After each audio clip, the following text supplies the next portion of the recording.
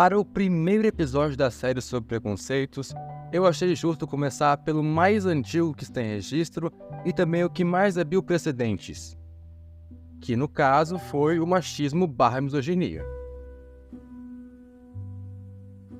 A sociedade europeia era machista, e quando veio para o Brasil, trouxe o preconceito deles para cá também.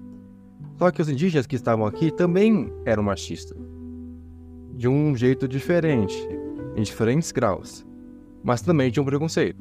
E embora o machismo seja de fato o preconceito mais antigo que está em registro, ele não ocorre desde sempre. Então o primeiro ponto a se abordar aqui é: quando começou?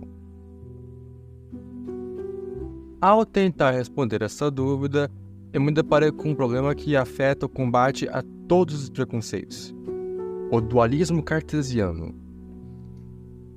Isso nada mais é do que a ideia que somente os extremos devem ser considerados. Isso é conhecido no senso comum como 880 ou preto no branco. Por exemplo, na América do Norte é um tanto comum a ideia de que só existe brancos e negros. E essa ideia, cartesiana dualista, ignora completamente as gradações de cores que os seres humanos podem ter. Agora, por que falar disso no vídeo sobre misoginia? Acontece que, quando se estuda a origem desse preconceito, acabamos caindo no mesmo problema. No caso, as teorias dualistas, que tentam explicar a origem do machismo, são o patriarcado e o matriarcado. Vamos começar pelo patriarcado. Ele se sustenta em dois argumentos: o biológico e o religioso. O religioso diz que o homem é naturalmente o provedor e a mulher, portanto, deve ser a auxiliar submissa, porque Deus ordenou que fosse assim. Para sustentar esse argumento, normalmente se usa o trecho de Gênesis, que fala que o castigo pelo pecado do homem é prover sustento à sua família, enquanto o da mulher seria ter dor ao parir. Então parece que a mulher teve dois castigos, porque não só elas têm dor ao parir, como elas também caçavam e plantavam. Aliás, foram as mulheres que domesticaram várias das plantas que a humanidade usa até hoje.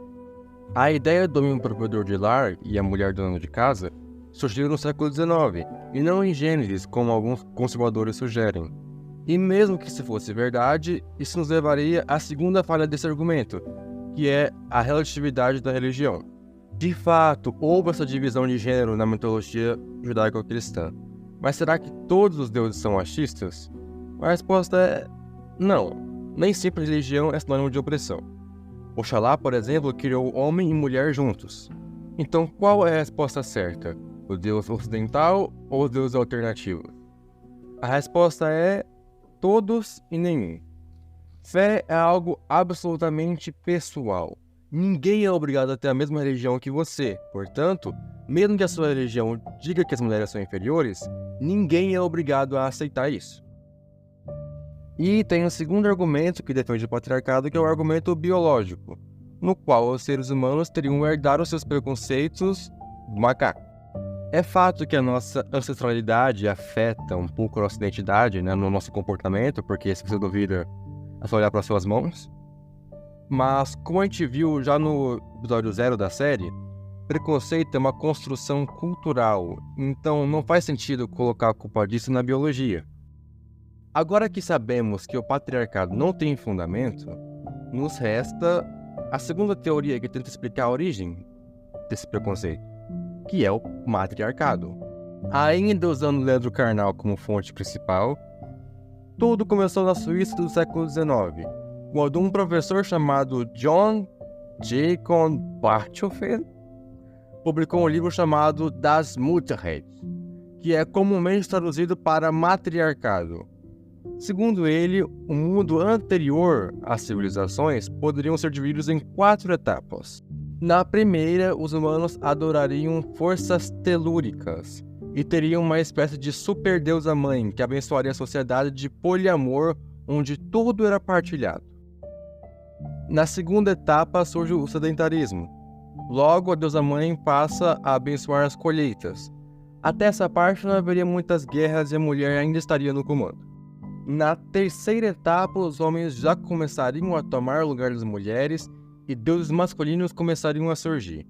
E na última, o homem toma o poder por completo e começa um mundo violento como o conhecemos. Por incrível que pareça, o livro fez sucesso. Chegou até a influenciar grandes nomes da história, como Lewis Morgan, pai da antropologia, e Frederick Engels. Mas, mesmo fazendo sucesso, essa hipótese era apenas isso, uma hipótese, que tinha como base alguns textos antigos. Mas então, em 58, a ideia do matriarcado voltou com tudo, quando foi descoberta uma cidade chamada Satalioiuca, e esse seria um lugar utópico, onde não haveria muros ou ruas, e o modelo de comando central seria o matriarcado. Essa descoberta foi muito importante para o feminismo, já que várias feministas usaram essa ideia como argumento em seus discursos e livros, e também, em tese, isso provaria que o mundo seria melhor se os homens não estivessem no poder.